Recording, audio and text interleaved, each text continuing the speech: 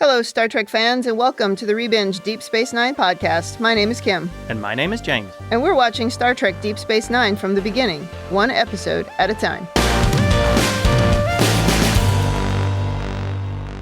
Welcome back to the podcast. Today we are on Season 2, Episode 22, entitled The Wire. This episode aired May 8th, 1994. And has nothing to do with the HBO series of the same name. Before we start talking about this episode, anything to say about the previous episode of the Maquis Part 2 with our special guest star, Atiba Royster? No, it was perfect. It was actually 33% more perfect. Is it really 33%? It's 50% more, yeah. It's 50% more, yeah, okay. Math. We did discuss in one of the recent episodes that we don't do well with math when the microphones are involved, but here we are. Yes. I assume that two-parter is setting up some future storylines, but then again, I also thought that about the three-part opener, and that never really happened. It's giving a hint to it. Although there is the additional Maquis episode at the end of TNG. Right, the episode entitled Preemptive Strike. Yes, I remember that one as being very good. That was a really good episode. I did watch that and was reminded about Ensign Ro and what happened to her at the end of the series there. It's almost funny that they devoted an episode to her right at the end. It's one before the finale. Yeah, she seemed like she could have been a good regular cast member. She could have been. I thought I read somewhere that she didn't want to be a regular, that they had considered her as a regular for this show, for Deep Space Nine, but that just wasn't her interest, which is too bad because she's a very good character and a good actor. Yeah, she would have brought something very different to the show. Yeah, something darker. Yes, there is that. Well, it was really great to have Atiba join us. It was the first time we had a guest host, and he said that he'll probably come back and join us again in Season 3, which is cool. And please check out atibaroyster.com to see his really cool artwork. Yes. I'll put his link in the show notes again this week. I've already done it the last 2 weeks, but he's pretty cool, so you should check him out. Absolutely. So now we go on to Episode 22? Yes. In the cold open, Garak and Bashir are chatting as they walk on a very busy promenade. Bashir has just finished reading a book called The Never-Ending Sacrifice, which Garak says is undoubtedly the greatest Cardassian novel ever written. Bashir finds it dull, which horrifies Garak. Julian says it's about 7 generations of a single family, but it's the same story over and over again. Selfless lives of duty to the state, they grow old, and then they die, and then it repeats. Which sounds like a great way to put yourself to sleep if that's the book you're reading. It is the repetitive epic. Yes. Well, it does sound like Cardassian literature is really quite exciting. Well, literature is very subjective. And so, in this particular case, this is something that Garak is very interested in. That doesn't mean that anybody is going to be interested in or that it necessarily paints your entire race as interesting. Right. Like, if I picked my favorite book and told you to read it, there's a very good chance you wouldn't like it, I guess is what I'm trying to say. But I think it illuminates Garak a little bit more, and that was the point of them telling us about the story at this point. Yeah, I would agree. So they find a very long line at the Replomat, which irritates Garak, and he tries to get Bashir to jump the line, which he doesn't do. And then Garak suddenly grabs his head, and it appears that he has some kind of a sharp pain. Bashir asks him about it, of course, because he's the doctor, but he brushes it off, and then it happens again, and then he stomps off to avoid getting dragged to the infirmary. Julian looks very worried, and we cue the theme song. He was being very testy. He was not his normal self here. Yes, Garak. He was not his normal jovial self. Yeah. And even Kira noticed it because she made her one appearance in the show here by saying, "What was that all about?" Yeah. What's with that guy? And then we never see her again. But he was very upset by Bashir's negative appraisal of the book. I mean, he did not like his Goodreads report. He was already cranky. Yeah. Was the problem. But then, he didn't appreciate that review. Well, I believe it's because Bashir is a prisoner of Federation dogma and human prejudice. What's funny is we get a lot of that from aliens on Star Trek, where they like to tell us that humans are full of themselves and, holier than thou. And there certainly are times where Starfleet and the Federation are holier than thou. But it gets pointed out a lot. Well, especially on this show, I think, more than TNG. Well, on TNG, it's more celebrated and it is more a part of it. But we still get it. I mean, you get it even from Q. That's true. Q is a great example of poking fun at them about it. Yes. But it would make sense that you would get it less on TNG because they were more insulated. And so it was more a part of their everyday lives. Right. As you point out, they're on one starship. Yes. It's a contained community, whereas this is just chaos, this place. This is Wild West, as we've pointed out many times. Yep. There's one final thing I'm going to say about this scene, which I thought was quite telling, that earlier on when there's the big line, Garak suggests to Bashir that he use his rank, his position, Yes. to jump the line. Yeah. And that made me think, is this something that's typical of Cardassian society, that you use your rank or your privilege for personal gain? Is there sort of a soft corruption? Duh. Yeah. So is that a Cardassian trait? Of course it is. They're so full of themselves. Yeah, a little bit more spotlight shined on Cardassian behavior and society. Do you think Dukat waits in line to get his lunch? No. He will have somebody bring it to him. Yes. And that person will cut in line. Even worse, yeah. Well, now we go to Dax's quarters, where she's asked Julian for help with a dying plant because Keiko, our resident botanist, is away at a hydroponics conference. I did notice in this scene that they referred to her as Professor O'Brien, which I've not heard before. Julian manages to find some helpful info on the computer about the plant, but that's not the point of the scene. The point is for Bashir to complain about Garak ignoring his orders to come to the infirmary. But he was being surprisingly modest here. He talked to Dax about the difficulty of treating patients. Again, this is that shift in the writing to make Bashir into the character that I certainly know him as, him not being this horrible cardboard cutout. Right. Well, they do discuss that Garak doesn't trust Bashir, even though they've been having dinner together every week for over a year. Julian pretends like he's okay with this idea, that they aren't really friends, but he seems pretty irritated by it, or, maybe disappointed. Yeah, I thought he seemed kind of stung by Dax saying he's not a friend. Yeah, stung. That's the right word, yeah. It's quite clear that Bashir does see him as a friend, even if it isn't necessarily reciprocated in the same way. Bashir still likes him. We're in the dark quarters again. Why are the quarters always so dark and shadowy? And they're always just like dramatic shadows across people's faces. And then there was that whole thing that time where they had the conversation through the curio cabinet. I mean, why is it always so dark? Yeah, the shadows were directly across the faces. It looked very dramatic. Yeah. I was wondering if this was an answer to the shopping mall lighting of TNG. They were trying to be, yeah. I don't know, more moody, setting some ambiance. Perhaps that's it. Plus, did you notice that Dax picked up another sample of a plant or whatever without having any study of its background or environment and basically was killing it? Is this a trait with Dax, picking up biological samples and just killing them? Maybe. You'd think the science officer would, check into things about the environment or... Was this the scene? Yeah, this was the scene where she also mentioned something again about Tobin Dax and how he was terrible with the ladies or whatever. Yeah.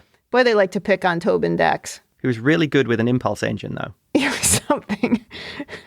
But apparently he had some social issues. I don't know. They got to let that go. Let it go, Dax. It's been 3 lifetimes ago. Yeah, exactly. On the promenade, Bashir overhears Garak making some kind of deal with Quark. You missed the most important bit. What? 712, Morn, looking sad as Quark closes up. Well, I figure you would have added that here, and you did. He was sad. The bar was closing. Yeah. Well, Bashir overhears Garak making some kind of deal with Quark. When Garak leaves, Bashir asks Quark what their conversation was about. Quark says he's getting him a new sizing scanner for his shop, calibrated to be accurate down to the micrometer. I was shocked that Quark actually managed to think up an excuse that fast. He's normally terrible at this kind of thing. Well, then he gets rid of Bashir by close-talking with him and offering him brandy or a late-night holosuite session. That makes Bashir go away. That would make anybody go away. Now this brings up my regular business advice for Quark, which is he really should keep the bar open 24 hours. He should, yeah. He's losing profit. Well, as we learn later, when the bar's closed, that's when he's making all of his underhanded deals and phone calls. Ah, yes. So it's actually an important time for him. The bar is darkened, so clearly it signals he's up to something nefarious. It's also when he gets attacked. Oh, that's so true. I'm not sure. He should leave it open so there are always witnesses. Yeah. In the infirmary, we get a quick glimpse of Sisko, and that's it for the episode. We don't see him again. We got a quick glimpse of Kira in the opener, but never again. Everybody gets at least one line. Even Miles, because Bashir has asked Miles here, and he's asking him if there's any way to recover old Cardassian medical files. Miles says the Cardassians did a general systems sweep when they left, but he said he might be able to reconstruct the data over a couple of weeks. Bashir is disappointed at that news, and he doesn't want to wait. Wouldn't you want to try and recover all the data anyway? Shouldn't that be part of standard procedure when taking over the station? Or I wonder, maybe that's a thing of priority. If the medical files are lower priority and they're still trying to pull the data from the other systems that they erased. Yeah, that's what I was going to say. It seems like that would probably be less important, especially if the medical data was focused on Cardassians and you've only got one Cardassian on the station. But as we learn, they have very limited medical data on Cardassians. So wouldn't it be useful to get a hold of that? Yeah. To get some more background? Well, hopefully Miles still did that reconstruction, even though he couldn't do it quickly enough here for Bashir. That's hopefully true. He still did it. Okay. Good headcanon. Yes. This is not an ergonomic workstation, as they're both standing there craning their necks upwards to look at the screen. Who would set that up? It's so painful. Well, Cardassians have that whole neck support thing, so I assume it doesn't really bother them. Oh, they lean their heads back on their collars? Yeah. No, not their collars. On, I don't know what those things are in their neck. I don't know. Well, Quark then calls for Bashir to come to the bar right away, so he grabs his pack and heads out. And in Quark's, Garak is wearing a mustard-colored outfit that is a slight ripoff of the security uniforms of that same color. I mean, this is really an embarrassment to a tailor to be wearing this ugly thing. It was so unattractive. It's very fashionable on Bashir. But I guess he's not a fashion designer. He's a tailor. So it fit well. It was just ugly. Well, apparently he came in with a headache, and he's now drinking Quark out of his supply of Kanar. When Bashir arrives, Garak apologizes for his behavior earlier, and then Bashir talks him into going somewhere quiet to have a drink together, which almost works until Bashir then tries to trick him into going to the infirmary, and then they get into an argument, and eventually Garak seems to have some kind of seizure, and he hits the floor, saying, "Make it stop, make it stop." He gets very upset. Yes. There's also a nice little visual gag in this, of where he takes the bottle from Garak, he puts it behind his back, and then Quark just calmly walks behind him, grabs the bottle, and carries on walking. Yeah, that was cute. Well, Bashir bends down to him, and he tries to open up his eye, which is pretty funny, but it's in vain. It's like the makeup is not forgiving, and he can't do it. So he beams him to the infirmary immediately. After the ad break, we're in the infirmary, and they've got Garak now in a purple and orange outfit. I guess this is the station's version of a hospital gown. And we know how Bashir likes to take their clothes. We've already covered that. Well, as far as we know, he only did that to Dax. Oh, okay. Well, Garak doesn't appear conscious, and there are a few medical people around attending to him. In his scans, Bashir has found an implant in Garak's skull that's connected to his central nervous system, and he's asking Odo if he might know why, or what that's for, basically. Yeah. But even though Odo worked for the Cardassians for 5 years, he has no idea what this implant is about. He says he never bothered to look inside their skulls. The way he delivered that line, I really laughed. I don't know, it was very Odo funny. Odo wonders if it was some kind of punishment device implanted by the Cardassians as a parting gift, but Bashir said based on the scarring around the device, it's been there for years, and the pain seems new. Odo is very interested in this mystery when Bashir says he thinks Quark knows what's going on. Odo says he's noticed that Quark has been sending coded messages to Cardassia Prime lately. He's been monitoring Quark's subspace communications in the interest of station security, which Bashir is like, is that legal?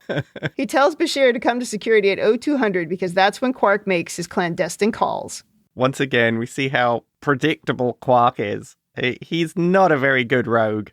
No, definitely not. So, question about this. Do you think that Odo monitoring communications, do you think that comes from his exposure to the Cardassians and their behavior? Or is this a more natural tendency for him? Well, it's a very good question. I do think it's a natural tendency for him. They try to convince us many times that Odo is all about justice and making sure that things are right. And also, we did get a little bit of that in the previous episode where he's just like, let me do whatever I want and I'll keep this place safe and secure. And at the same time, I think he's a little obsessed with Quark, which... Yeah.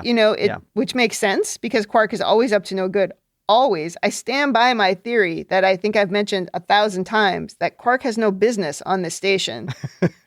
And I think Odo would agree with me that he would just rid of him because he knows that he's always up to these underhanded deals. Well, I suppose the fortunate side is he's kind of predictable and not very good at it. As he said. I guess that is fortunate. At 200 hours, that's the same time Quark makes all his clandestine deals. Yes.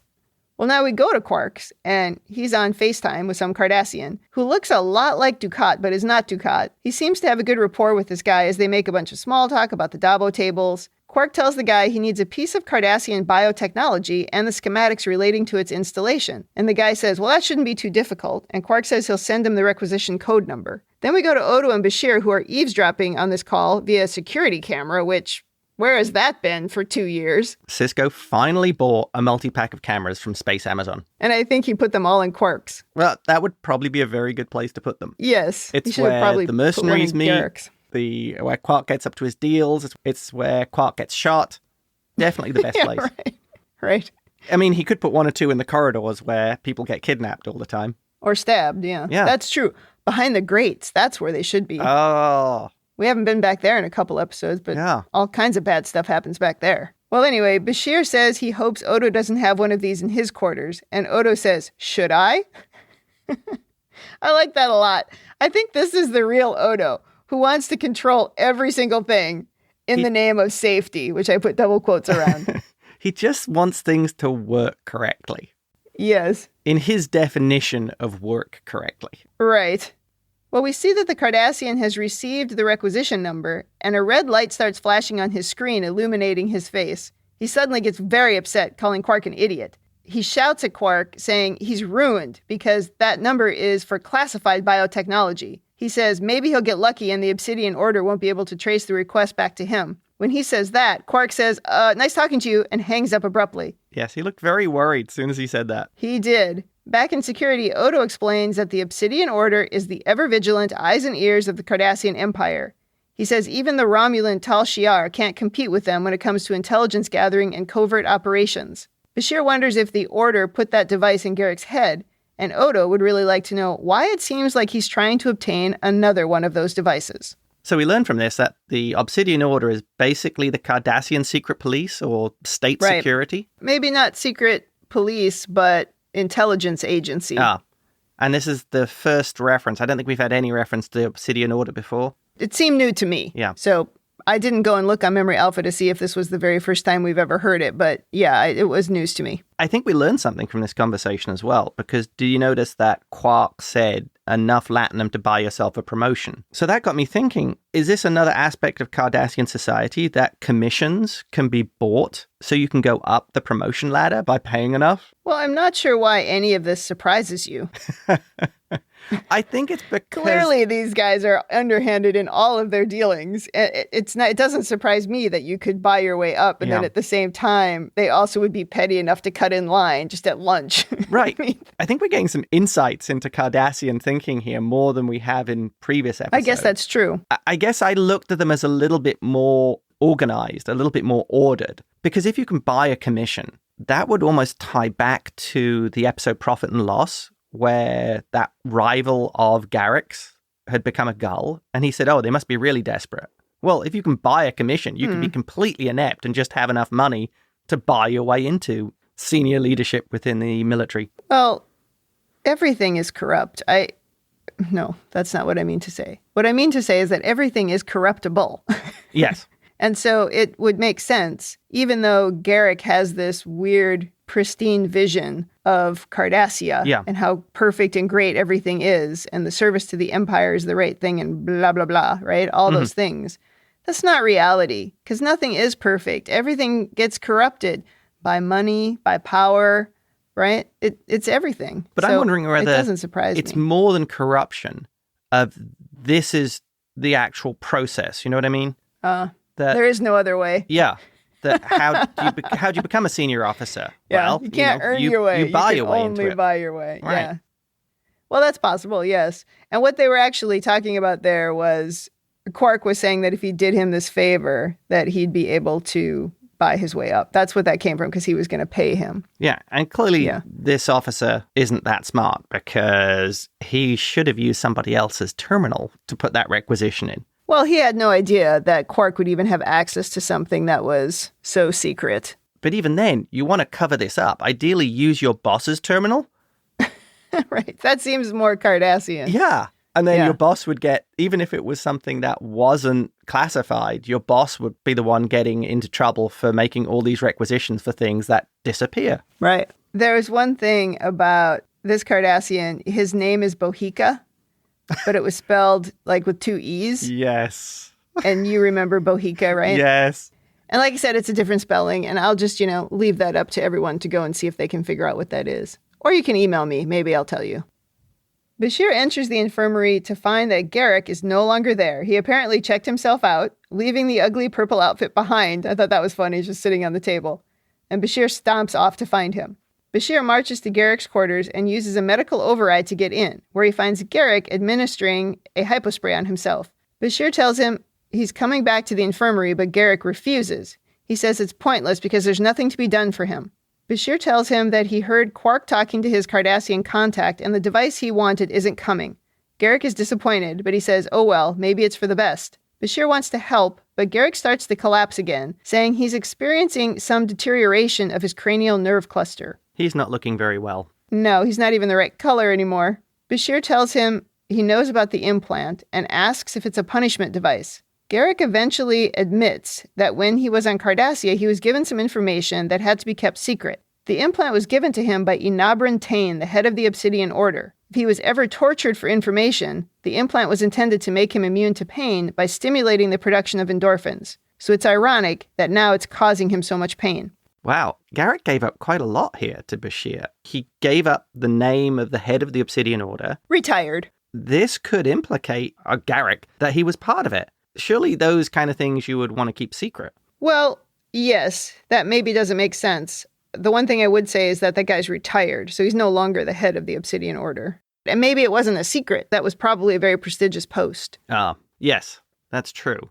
Garak says the device wasn't meant for continuous use, but he finds living on this station torturous, between the temperature being too cold, the lights too bright, and the Bajorans looking at him with loathing and contempt. He couldn't live with it anymore, so he created a device to activate the implant. At first, he just used it for a few minutes a day, but obviously he got a bit addicted to it, and then he let it be on all the time, and it's been on for 2 years. So it turns out Garak has a little bit of a drug dependency problem. Correct.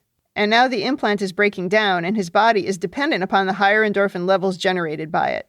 Bashir listens to this whole story, and then he says, "So that's it then. You're just going to give up and roll over and die."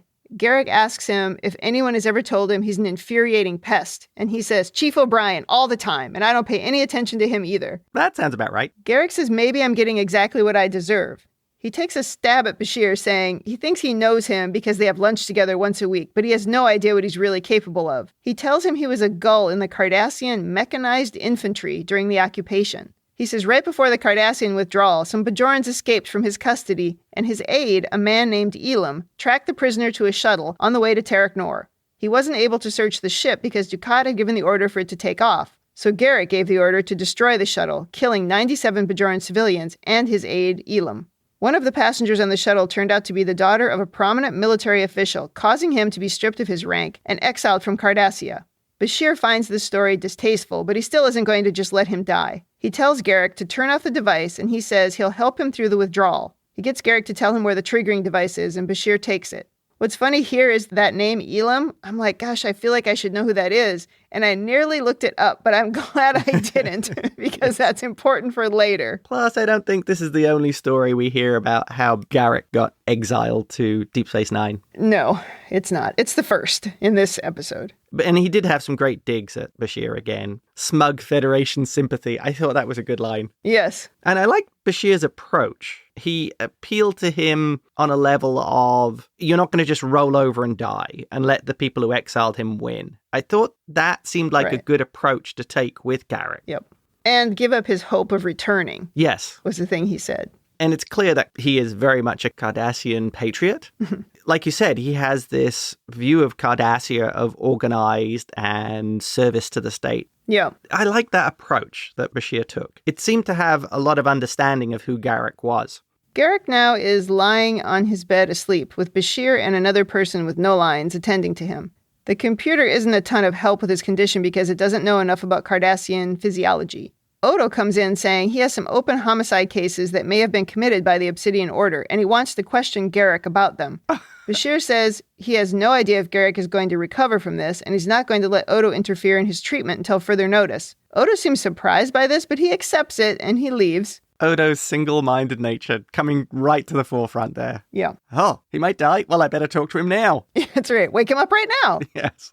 This is such a different Bashir again. All that arrogance seems to have gone, and he's acting like a professional. Yeah. This is so much better writing. I do have that later in my ratings notes about Bashir. This is a very different version of him from what we've seen. We've seen it once or twice. Yeah. In bits and pieces. Like we saw it a little bit in Melora. Right. And we've seen evidence of it, but usually he's so annoying that it's hard to see the good parts. But yeah, this is very different. Well, and also for the actor to dig. This is actually material that he can work with rather than just being, oh, you're just kind of like a young version of Curzon. Lecherous, but you haven't got to the drinking and gambling yet. Well, I would also say that the problems seem to stem from when there are female characters involved, and then they just make him such a jerk. Yeah. And here, it's not that same thing. Of course, the internet has shipped these two forever, which makes it even funnier that this is the one relationship he has that kind of works and it's kind of grown up and he's actually able to just be a professional when the situation calls for it. Yeah. There's just a little bit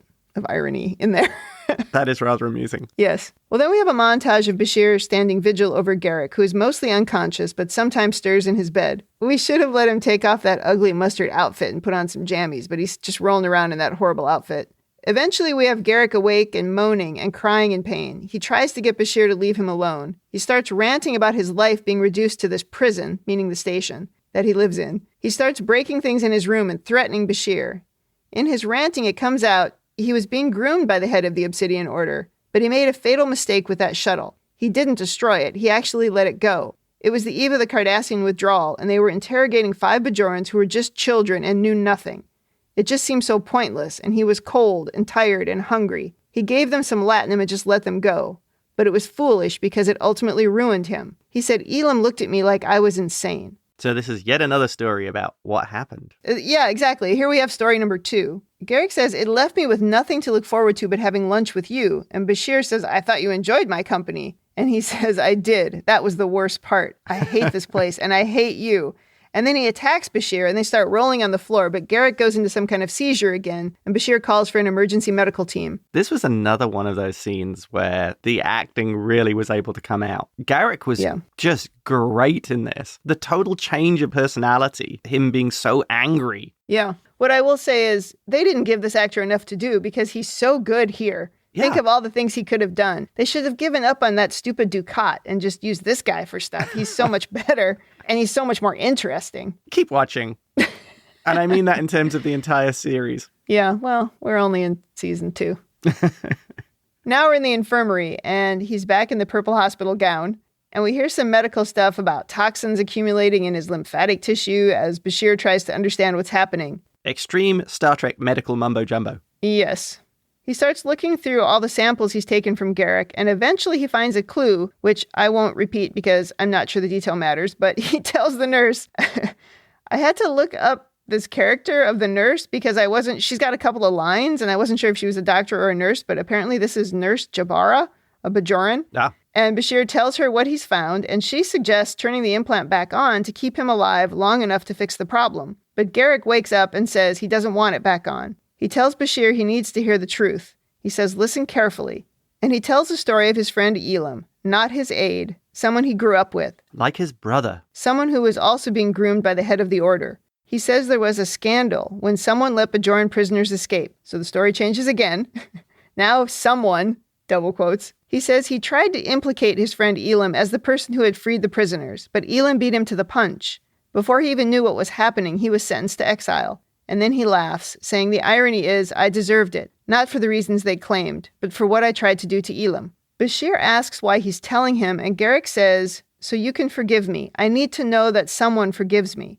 He holds out his hand, which Bashir holds, and says, I forgive you for whatever it is you did, which is funny because Bashir's like, this is the third version of this story. I have no idea what he's really done. That's true. I mean, we don't even know if he's done anything. At this point, we don't know. It's the usual set of riddles. Yes. He might have just fallen out of favor with the current ruling head of the Obsidian Order. It's possible. It does make sense, though, that there was some finger pointing going on and trying to blame someone, because that's the first thing the Cardassians do every time. They're extremely good at it. When Garak goes back to sleep, Bashir tells Nurse Jabara that he's going to find the person responsible for this and that he'll be back in 52 hours.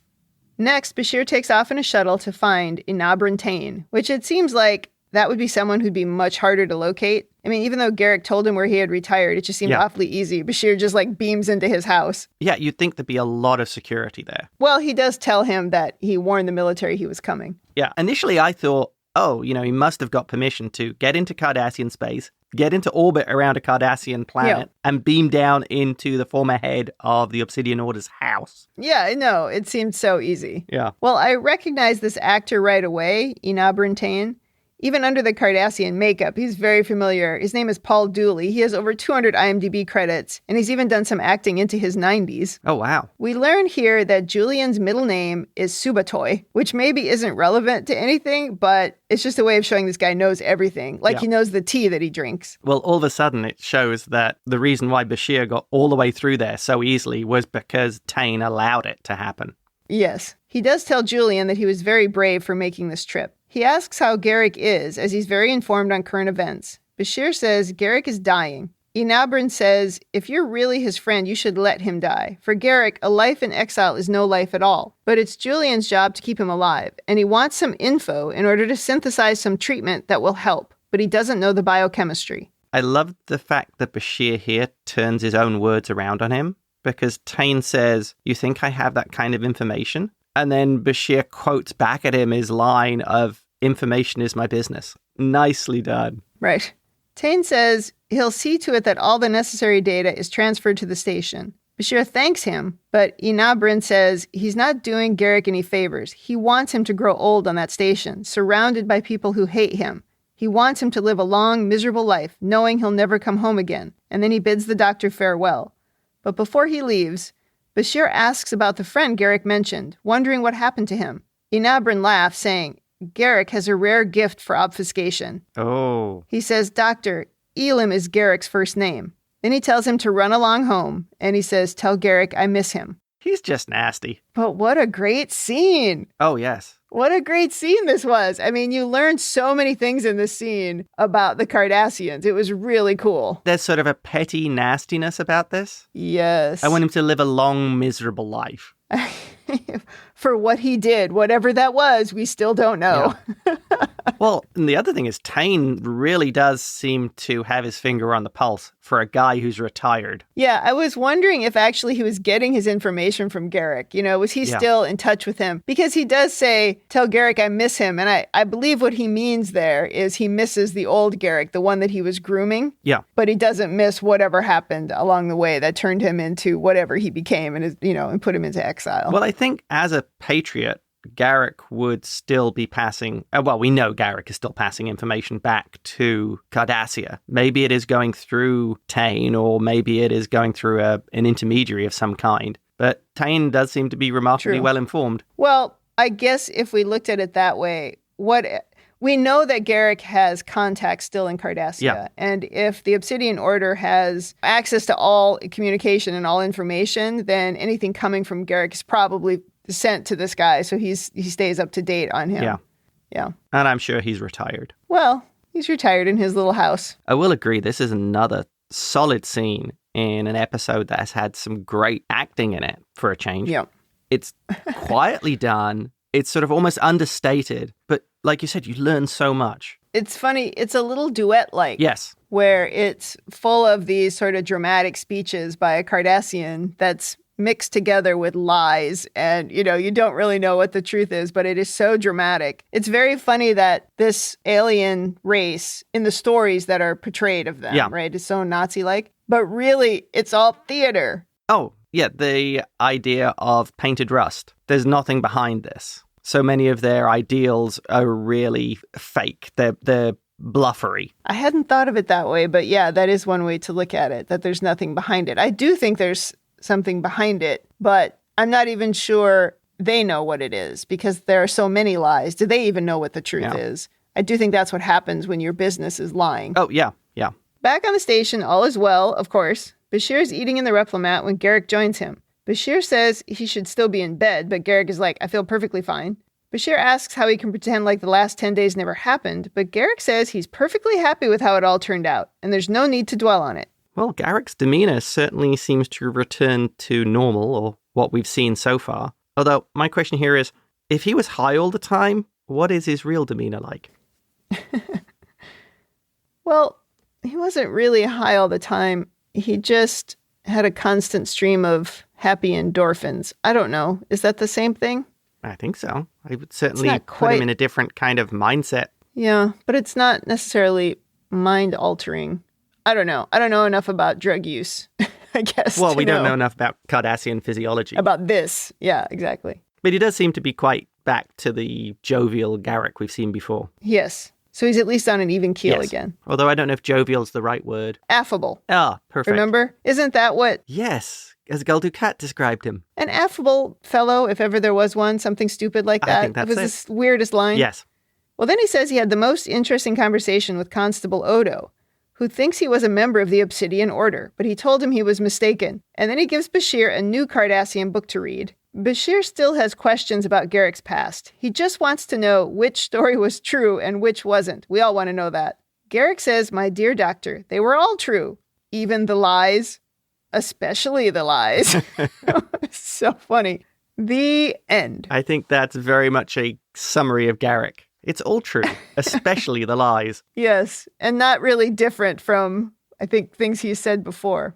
Well, let's overanalyze. Okay. What do you have for that? I don't have a huge amount, but let's start anyway. Yeah.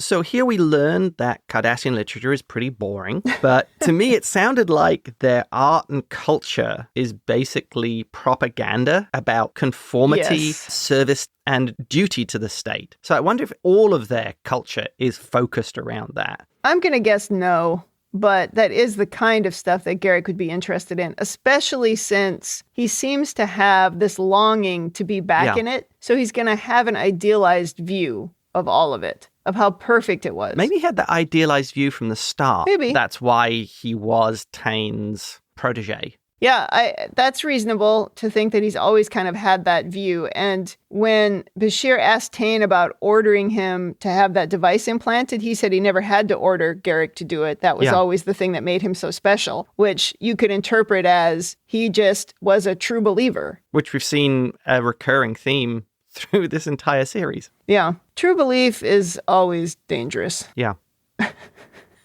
But I expect all their literature, if it's following these kind of lines, must be just dreadfully boring. Yeah, it sounds very boring. I like the way Bashir was yawning even. He was just like, oh my God, this book is so boring. I think we learned something about Cardassian literary culture, at least, as to start with. Yep.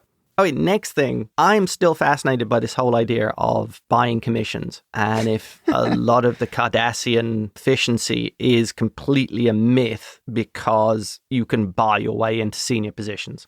Yeah, I don't know what to say about that. I just feel like it almost makes sense then. You would certainly end up with people at the top, or at least near the top, who were pretty incompetent because they just bought their way there, didn't necessarily deserve it. Yeah. And that would also explain that complete lack of loyalty across the ranks, which there is, because they're always pointing fingers at each other. So that kind of fits. It's not my fault. It was somebody else. Yeah, it's not my fault. It's somebody else. Totally. And I think my final point is, so do you think Tane is really retired?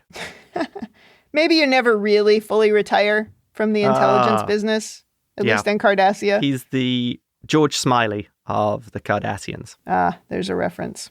Which of the stories do you think was true, or any of them? Well, I know, so. Oh, you find out later. Oh, I'm kind of disappointed. I actually think it's better not to know. Well, let's say you Interesting. find out more later, but is that even true? Yeah. Is anything about Garak actually true? Well, sure. It's such an interesting thing that he's done, sticking Elim in there as first his aide, then his friend, his like brother-like friend. Then it just turned out to be his name. He could have actually been talking about a different person, but didn't want to reveal the name. That's entirely possible. But it's such an interesting way for them to have told this story. It's kind of like the twisted way that they did Duet. Again, I compare it to Duet because it is a very similar story because you don't really know the truth, for the whole time. This is slightly different because you don't even know the truth at the end. Like I said, the drama of the Cardassians and the theater of how they tell you things. It's just, everything is just this larger than life story. Well, I think that's an important part of Cardassian culture, or the whole Cardassian race. They want this level of projection. I mean, look at Gul Dukat. That's all of him. He is all puffery. It's true. Projecting this image of the Cardassian superiority. It's true. Without Maritza and now Garak, the Cardassians really lack depth. Even though, yes, Dukat is just pompous. Right. There's just so much more to these other characters that they've introduced. It actually makes me more interested in the Cardassian story, which I would say I wasn't interested in at all when we started down this path of watching Deep Space Nine. And even like through the episode, The Cardassians, I was just like, oh my God. And The Profit and Loss, even though that episode was okay, it didn't make me more interested in what was going on Cardassia. But then we get Maritza and we get this story, and it's like, okay, there is a little bit more there that, we haven't had enough info on. Yeah. Dukat is a character who develops across the series. That's too bad. Well, do you have any other overanalysis? Nope, that wraps it up for me. Well, if we go to women in the future, I have nothing. There was no sexual harassment, so it's all good. Which is shocking for an episode starring Bashir. Yeah. Yeah. There were no women in this story, so I don't have anything to say. And just for a change, there were just no shots taken at women either, so great. Okay, so we can move on. I will say, Dax was killing some other indigenous life form. She was. I still think it was quite interesting that they called Keiko Professor O'Brien. It's like they're trying to change her image a little bit. All of a sudden, she's a professor. Well, let's move on to rating. Thumbs up, thumbs down, or neutral. What is your rating? This is an absolute thumbs up for me. I've watched this episode several times. It's really? Yeah, it's one of my favorites. I distinctly remember watching this back in the day. It's a really well-acted episode. Yes. It gives Julian a lot more depth, and it builds that Garak-Julian relationship very much into a part of the show, and an important part of the show. I thoroughly enjoyed it. I don't think it gives Julian a lot more depth, but it makes him more human. Do you know what I mean? Well, considering what we've seen of Julian, of how he's been such a terrible cardboard cutout, and the actor has been given so little material to really shine. I mean, he was almost like a comic character. It's so good to see Bashir finally getting some good writing. Yeah, I really hope we've reached near the end of season 2. I hope this is the Julian we're sticking with, because I really liked him in this episode. I give it a thumbs up as well. Really fantastic performances. Not just, Julian was good, but Garak was amazing. I was really happy with all of the acting in this episode. I thought it was very good. And this is by far the best version of Bashir that we've seen. I'll take this Bashir any day of the week. If this is who he is going forward, I'll stop complaining about him. There's another episode, and I cannot remember which season it is in, where Julian shines. I would say this episode is probably in my top 5 really? So far. Yeah. I'm not sure without looking at the whole list where it would fall, but it's got to be up there. Oh, yeah. This is definitely in my... I compare it to Duet. I think it's very similar. Yeah. Because it's mostly just talking, but still really good. Oh, yeah. This is one of those episodes of I pretty much could have done it without the notes. I've seen it enough times. I think this is where people give me a hard time about picking on the show about the way it treats women, but I'm completely fair to it. I think... Like in this scenario, there's no women in it. I don't ding it for not having women in the story. I think it was still a really solid episode. And I thought the performances were great. I thought the story was great. This version of Bashir was great. Everything about this episode was really good. So thumbs up. More like this, please. Keep going. Where's Atiba when we need him? He was sure I would like more episodes going forward, and I think he was really stung that I didn't really like the first episode in that 2-parter of the Maquis that we watched together. Every episode can't be great. No. As this season has proved. It's so true. I still love your comment. That was the okayest episode ever. That was whispers. It was. I stand by that rating. It was the okayest episode we'd seen. It was fine. It wasn't offensive. I think we need that as a t-shirt slogan. The okayest podcast. Yes. No. Voted okayest podcast ever. Oh my God. By the 2 hosts of the podcast. Oh yeah, we need some merch. We've had some people asking. Might have to make some. Okay, well, that is it for season 2, episode 22. Come back next week for episode 23. In the meantime, if you'd like to tell us your own over-analysis of this or any episode, or if you just want to say something nice, please email us at rebingeit@gmail.com or tweet us at rebingeit. Also, check us out on talkthroughmedia.com. You can leave feedback for us there on individual episodes, and you can also listen to all of the other podcasts in our network. Thanks for joining us on the Rebinge Deep Space Nine podcast. That's it for me. And that's it from me.